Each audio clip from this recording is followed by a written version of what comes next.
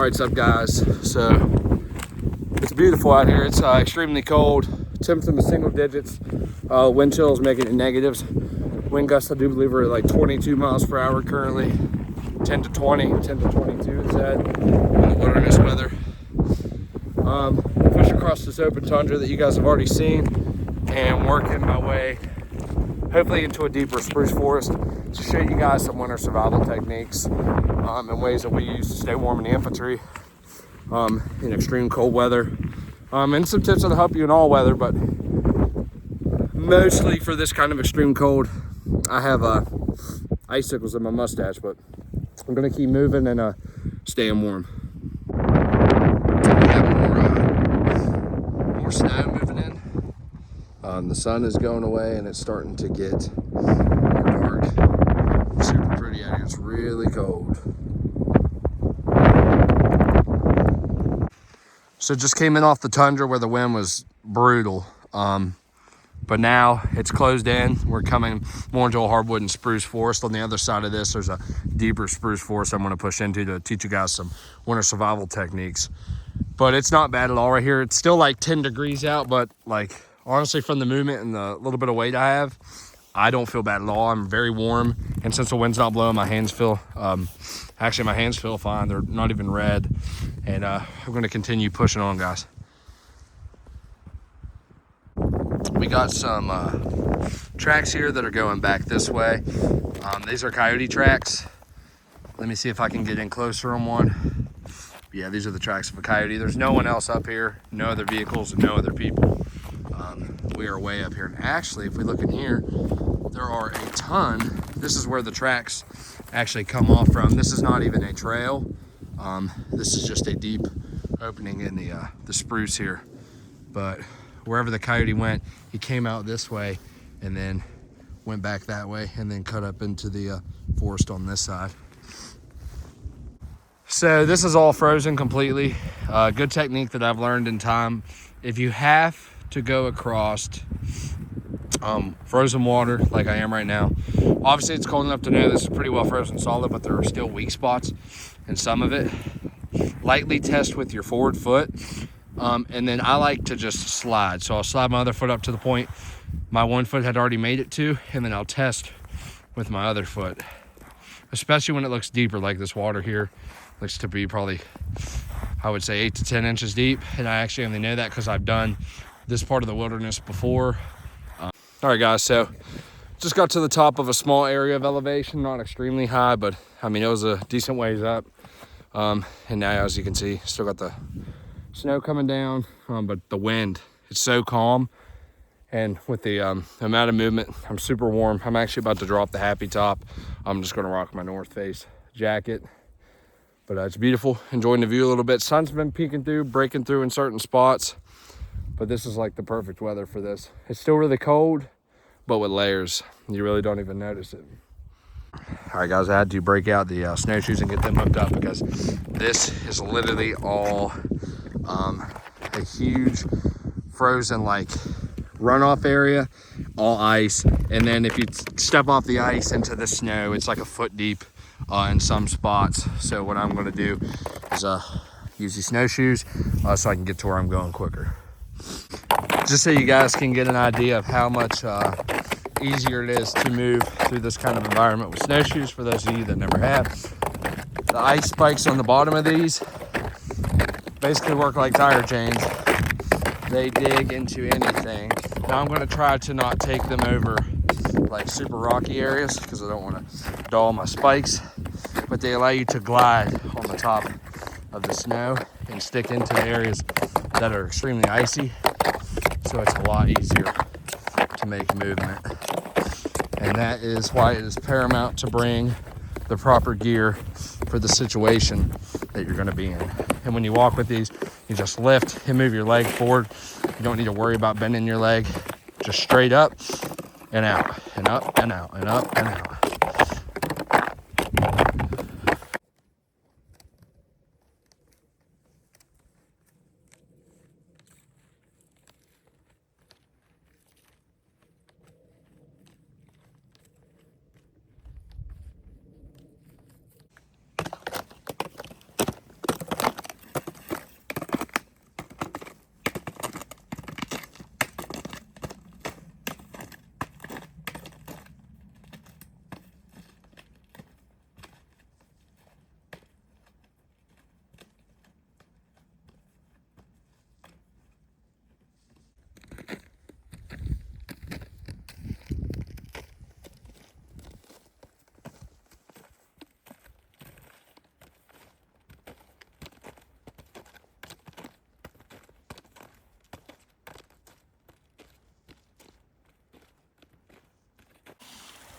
All right, so small, very small, little creek crossing right here. What I'm gonna do is drop the snowshoes, attach them back to the pack, and then get across and then decide if I'm gonna put the snowshoes back on or not. Super pretty right now. Snow's still coming down, but it's clearing up in certain spots, but in some areas, the cloud coverage is getting darker and coming over this way. But yeah, guys, let me get these dropped so I can get across. I know most of you that watch these videos probably know or have done something like this before. If you haven't, as you can see, obviously the higher the elevation you go, you can see how clouds and the weather systems can just form right above you. And things can change up here at these kind of elevations rapidly. So it might be blue and clear skies over on that side.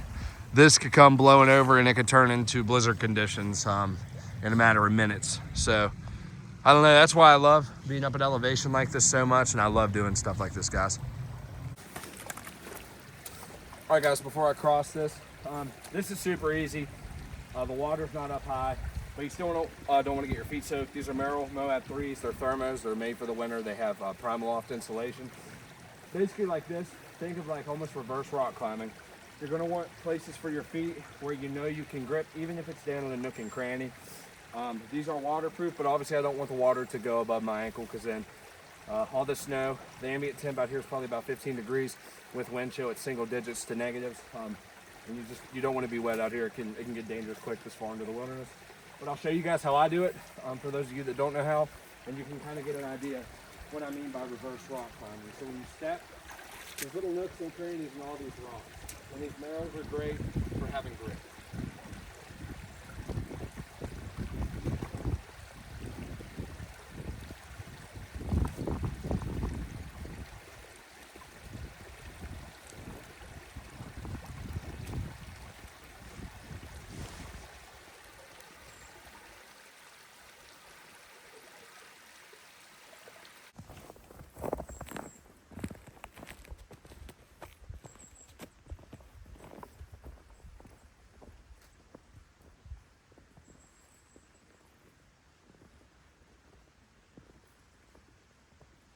So for those of you who have never navigated in winter conditions, all these tracks you see are different animal tracks. We've seen coyote tracks, bobcat tracks, grouse, and obviously a lot of deer tracks. Still working towards the area. I'm going to be doing a few techniques for you guys and a few like just tips and tricks for you guys. But yeah, it is beautiful, and I'm still pushing through some hardwood and spruce forest, having a blast. I want you guys to see, I took the snowshoes off at the creek cross and didn't put them back on.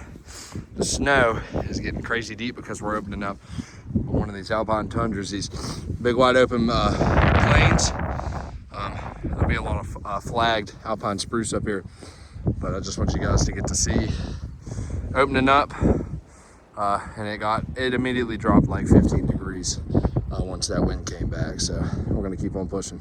All right, guys, so what I'm gonna be doing now is I'm gonna be showing you how to make your lives a lot more comfortable when you're out, whether you're coming out to camp, whether you're in the military and you're gonna be doing this kind of operation, what have you. I just wanna show you how to make your lives more comfortable, whether you're gonna be out here for a day, a night, 2 days, 2 nights, or however long you're gonna be out here. All right, guys, so the most important part is gonna be your layering system and how you do it. So when you're moving, you don't want to have too many layers on depending on how long you're going to be out here, because you don't want to sweat. That's your number one enemy. So right now I just have a polypro on at the very base layer, because I have more layers on, and actually if it's a short movement, you can wear as many layers as you'll learn over time. You'll learn your body. So for me, I know the amount of layers that I can move in based on the temp and how far I'm going and how strenuous I'm going to be moving and just how much I'm carrying.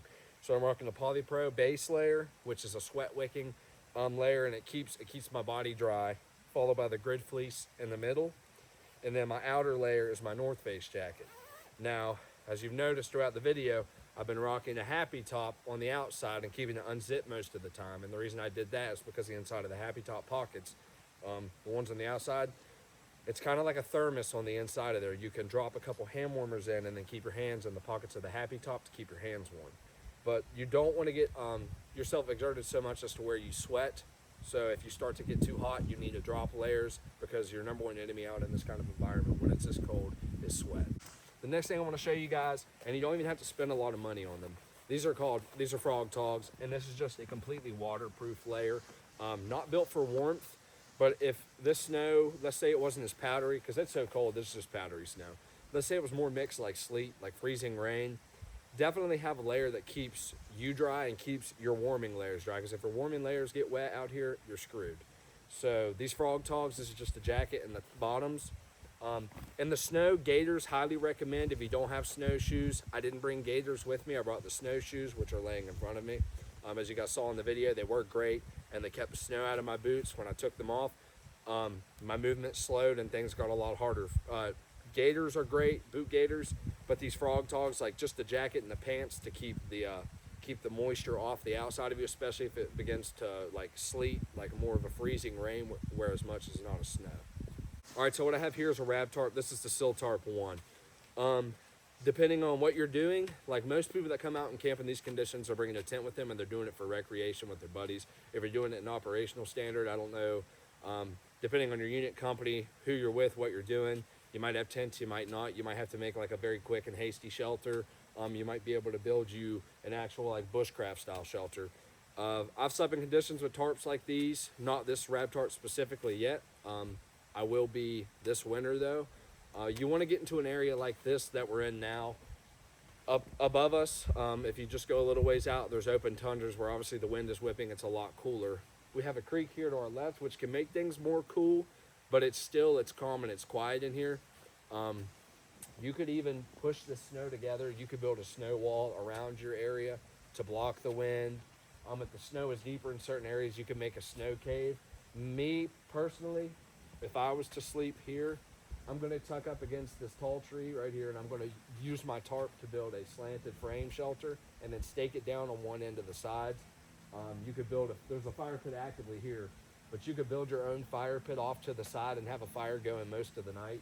If you were to just use a tarp, if you were to use a tent that's water and windproof, you could set it up anywhere in this area like this because the wind is so minuscule down here, and you would have a cozy night. And you'd be able to stay warmer being down here as opposed to being in an open tundra or an area that is more exposed to the wind. All right, guys, so I'm not going to take the tarp out and build you guys a shelter like I explained. You could build however you want. If you have a tent, build my rab tarp. I'll probably go over to this tree and make a slanted A-frame and close it on one side and lower it on one side and then have the fire in the front. You could build a closed A-frame. You could build so many different shelters with a rab tarp. I highly recommend you look up rab and look up the sill tarp 1. But I had this laid out because I want to show you guys some things. So depending on what time you are going to bed down, whether you're doing this for recreation, whether you're doing it as a military operation, exercise, what have you, it's nice to allow your bag, because they are insulation, to have time for the fibers to settle. So what you want to do is you want to lay your bag out and you want to shake your bag and you want to get all the insulation. You want it to be able to move around evenly through the bag. It's bad for them to be compressed in their compression sacks for too long. So I like to give myself at least an hour, hour and a half before time to bed down, especially when I'm out here on my own accord, to allow my bag to settle. Not only that, a little trick I like to do is I like to take these hand warmers, and I'll take hand warmers. Sometimes I'll do it, depends on how many I bring. 4 minimum for me, and I place them throughout the bag because they do get hot. You can wrap them, you can put them in a sock or just like in a glove and put them in the bag, but I let them just lay out. They've never burnt me. And they'll keep your bag literally like 10 degrees warmer than it would be without them. Or you can do the method that a lot of people know, boil water and put it in an Nalgene and put the Nalgenes in the bottom of your sleeping bag to keep your feet warm.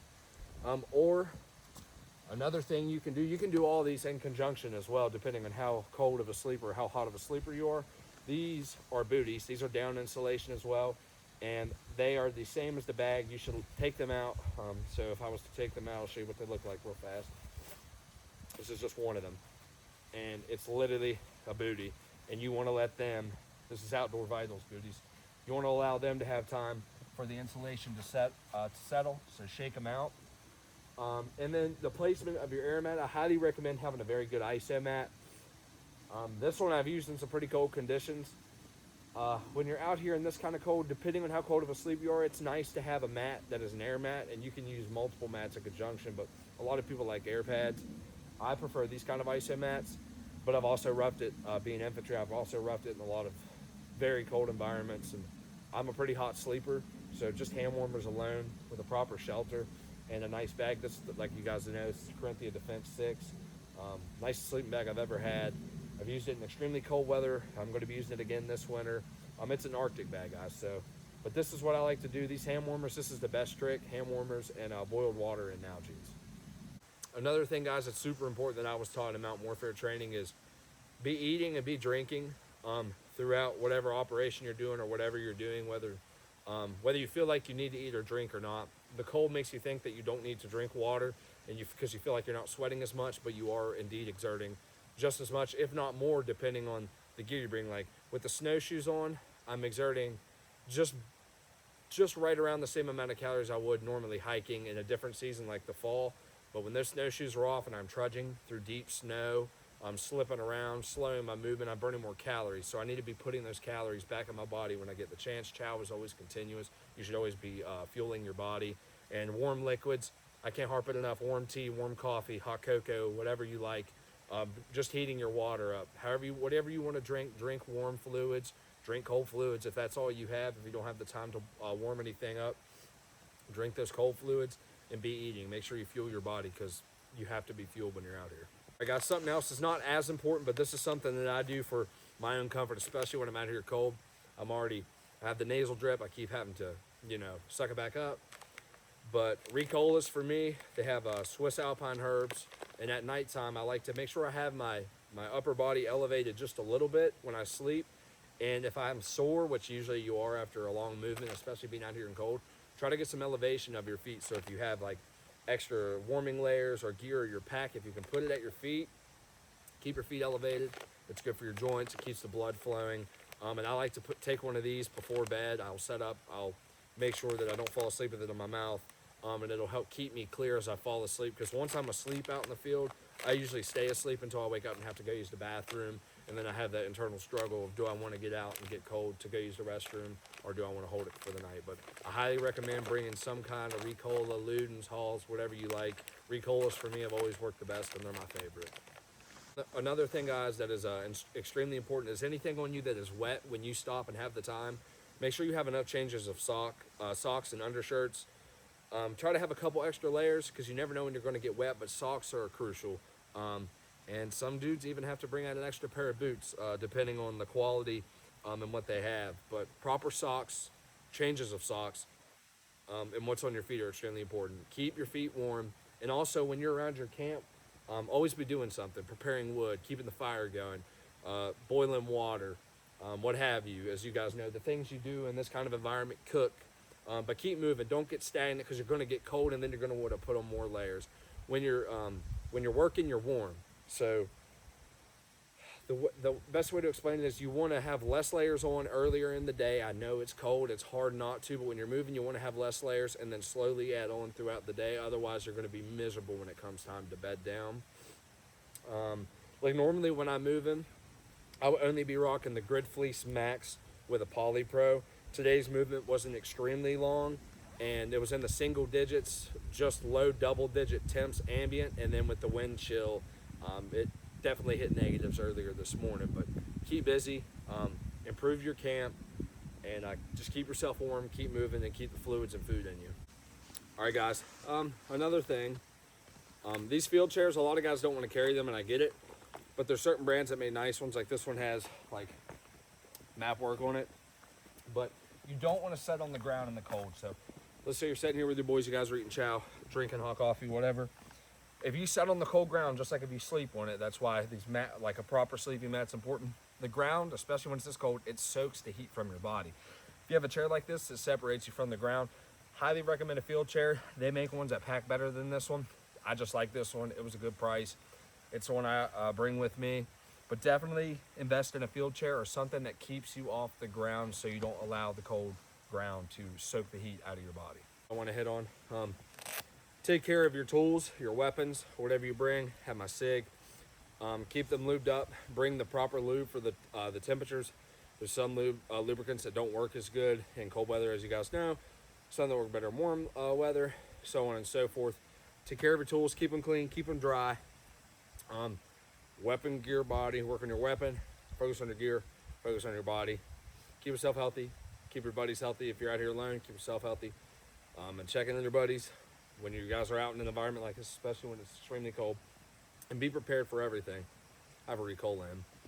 IFAK, keep your IFAK stocked, keep your tourniquets checked. This is a brand new tourniquet, and it's never been used, not even for training. So this tourniquet is solid, good to go. Have your needle D's, have your hemostatic gauze, chest seals, whatever you need for the situation. Like, I'm probably not going to carry a bunch of extra chest seals out if I'm coming out here for a recreational trip or just an annual trip with the boys. But if I'm active duty or private contracting and I'm going out on an operation, I'm going to bring chest seals, you know, hemostatic gauze, maybe hemostatic powder, what have you. Have your shears, have a nice kit, and have it easily accessible.